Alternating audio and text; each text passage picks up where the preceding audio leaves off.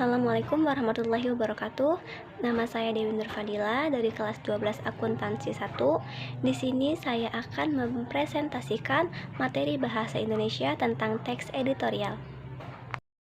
Menurut Kamus Besar Bahasa Indonesia, teks editorial merupakan suatu gagasan ide ataupun pendirian seseorang yang ditulis melalui kaidah kebahasaan teks opini.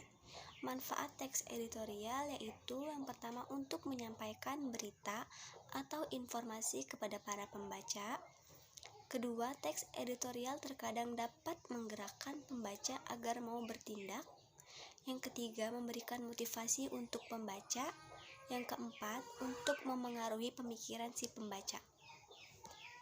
Ciri teks editorial yaitu yang pertama, topik tulisan teks editorial selalu hangat atau sedang berkembang dan dibicarakan secara luas oleh masyarakat, bersifat aktual dan faktual.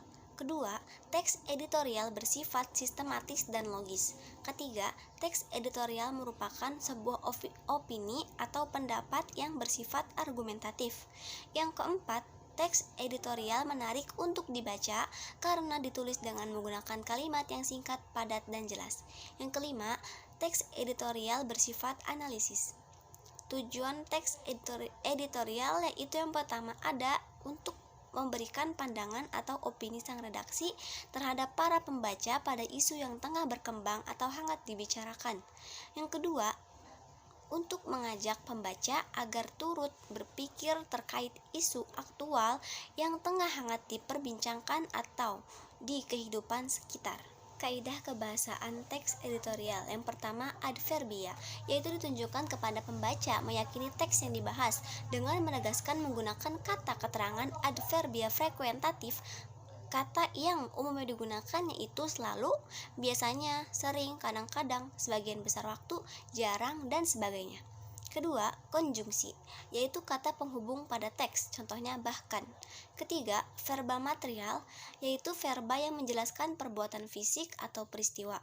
4. Verba relasional, yakni menerangkan hubungan intensitas, pengertian A adalah B dan milik, mengandung pengertian A mempunyai B.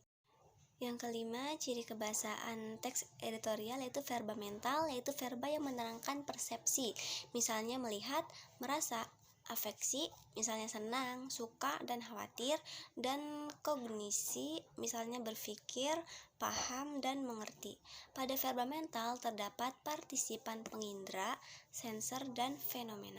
Fungsi teks editorial yang pertama yaitu fungsi untuk menjelaskan berita-berita dan dampaknya pada masyarakat. Yang kedua, memberi latar belakang yang berkaitan dengan kenyataan sosial dan faktor yang mempengaruhi dengan lebih menyeluruh. Ketiga, terkadang ada analisis kondisi yang berperan untuk masyarakat agar mempersiapkan akan kemungkinan yang terjadi.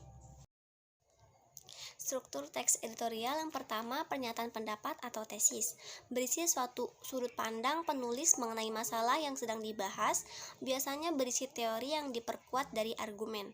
Kedua, argumentasi, berisi alasan atau bukti yang gunanya untuk memperkuat pernyataan dalam tesis.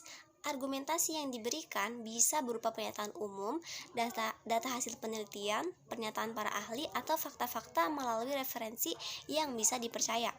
Ketiga, pernyataan atau penegasan ulang pendapat atau reorientation, berisi suatu penegasan ulang pendapat yang didukung oleh suatu fakta di bagian argumentasi yang mana untuk memperkuat atau menegaskan.